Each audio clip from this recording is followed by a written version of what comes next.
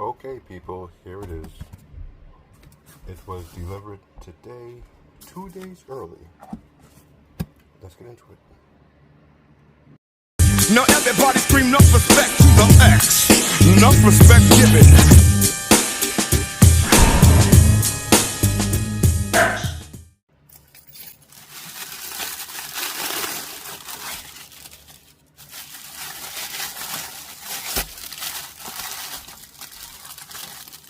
Oh, the Fold 8 and the case. Kind of forgot that I got the case. Actually, it's no kinda. I totally did forget that I got the case. So let's put the case to the side and let's look at the phone itself. As always, Batman is at the ready.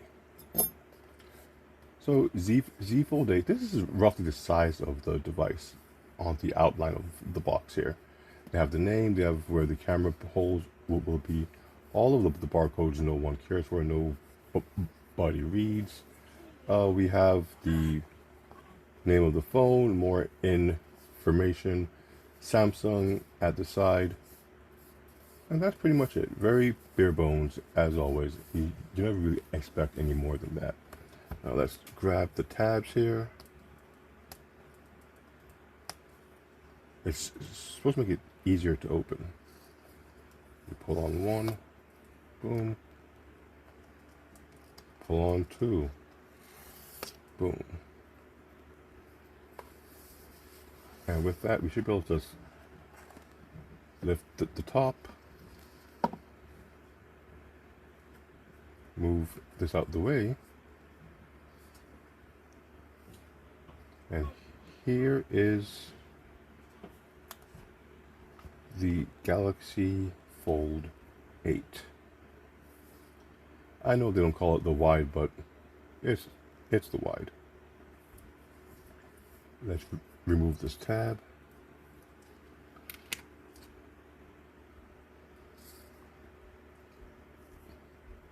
And there you have it.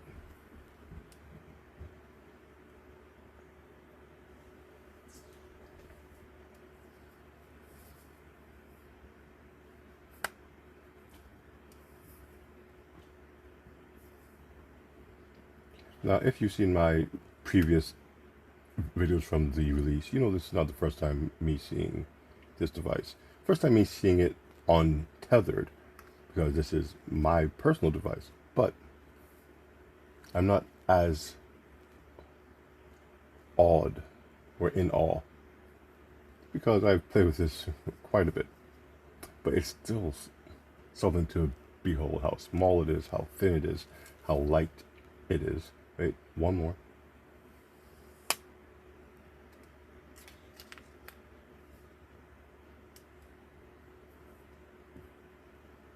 Well, we know this is here. Let's see what is in the box here. Probably just some more paperwork, maybe a cord or two. It's never anything substantial, not anymore.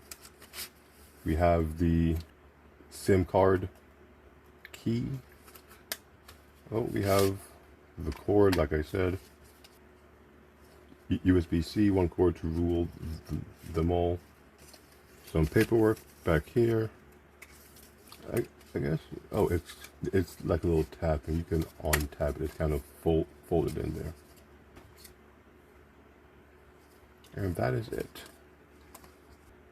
Alright, people, here is the device. I know we already did a once over as I spoke, but let's just do it one more time.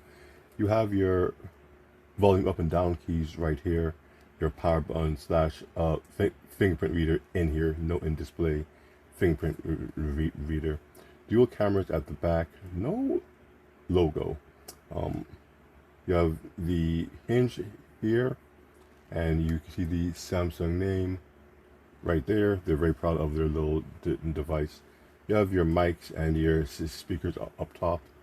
Same at the bottom. You have your speakers and your USB-C. That is fast charge. When you open the device, you do have a hole punch camera here. And of course on the front you have a hole punch camera here as well. And that's pretty much it. If you've used a foldable, you know exactly what to expect. The difference here is this is a passport size foldable. I mean, if you were into this type of thing, you know it's not particularly new. Here I do have my Pixel Fold, very similar device. This is a bit more stout and wide, but you can see how they're both smaller than the average foldable. If I bring out here my Magic V2,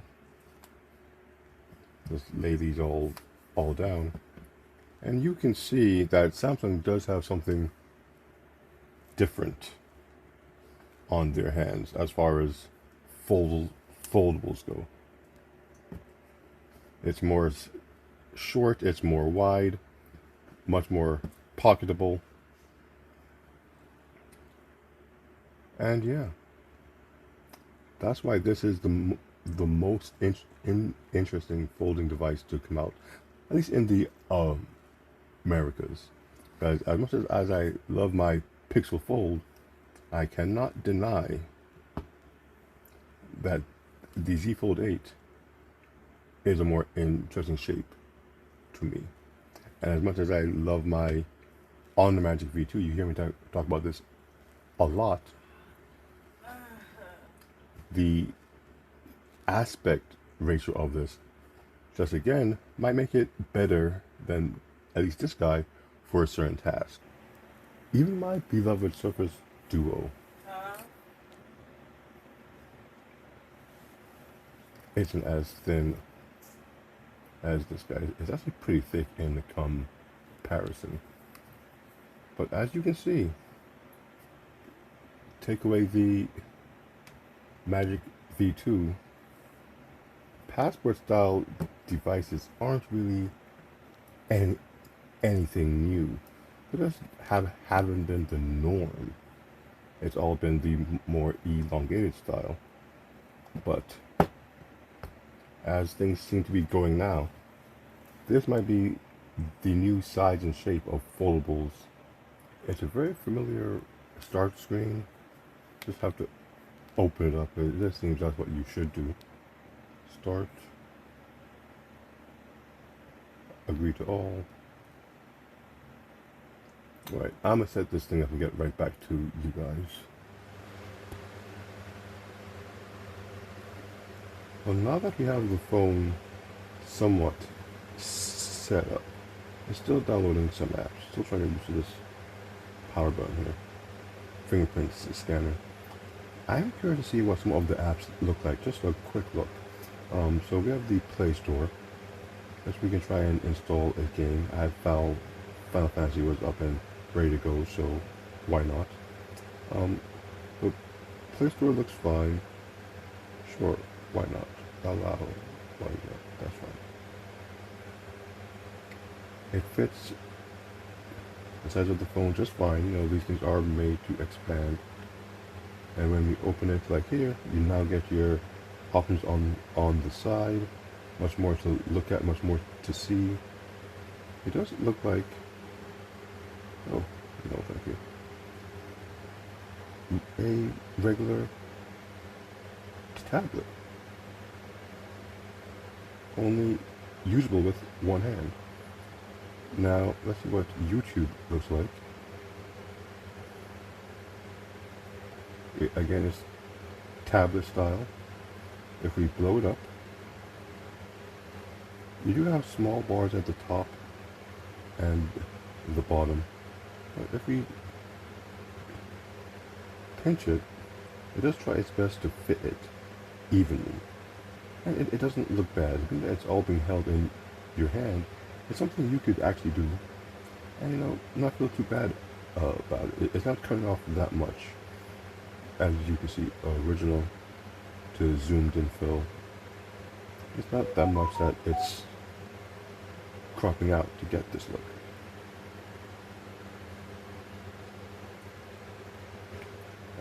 Okay, now let's take a quick look at, just for the fun of it, the internet. Of course, you have your YouTube still capable of being played in a window. Close that down. And it all looks just fine. You turn it this way.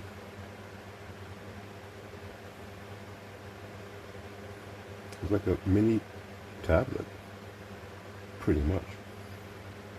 And then if you close it up, surprisingly, it doesn't, it closes out what you were looking at, which is odd. Let's try that again. Internet, lock screen. Oh, it must be an option to turn on to get back to that. If I do internet on the front screen,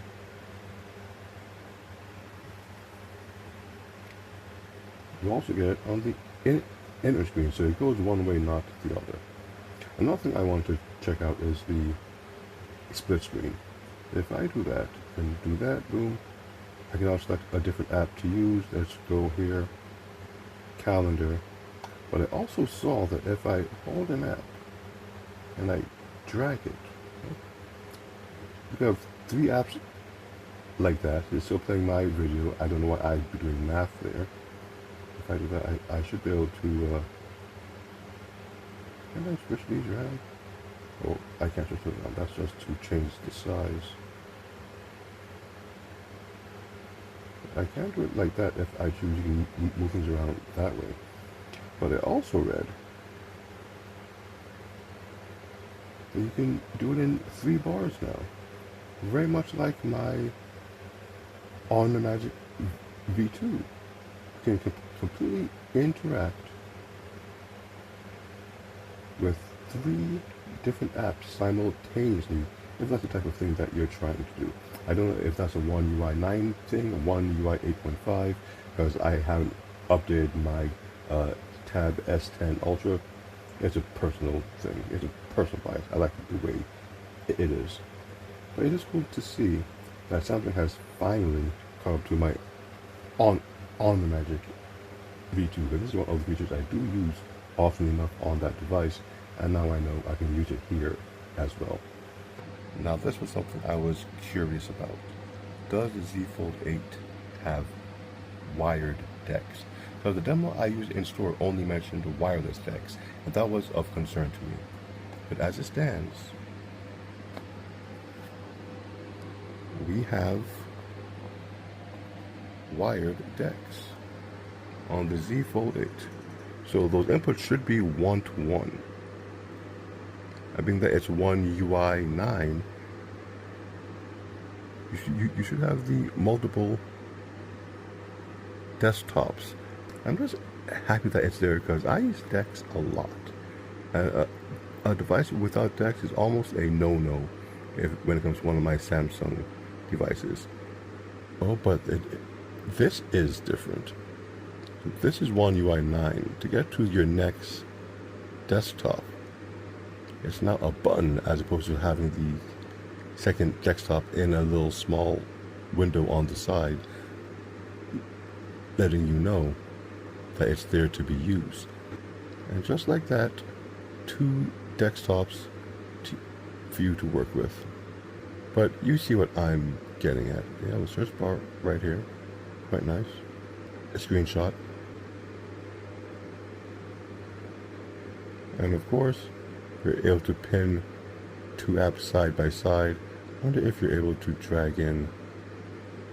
No, you can't. It doesn't appear like you can. No triple apps here, not that I can see. Well, that is good to know, though. I do like that. I wasn't sure it could be wired. In fact, I now know that it can. Makes me feel a little better. And look how nice that looks. Sheesh. Well, that's just a quick look and unboxing of the Samsung Galaxy Z Fold 8, the wide one. So far, so good. I'm going to put this phone through its paces. I do love the form factor. I love the weight. I have some issues with the way apps work from inner to outer and vice versa and all of that, but again, that's maybe something in the settings you need to change for yourself. There's all the few little things that I know about that I want to look into, see if there's a workaround for it. But my initial impressions of it are, you know what, pretty fun little device. I don't know if it was $1,900 worth of fun, but for what it is right now, I can't say I'm upset with it at all. So with that said, my name's Angie, the Neon X, and excited to put this guy through its paces. The Galaxy Z Fold 8. This is what I'm into.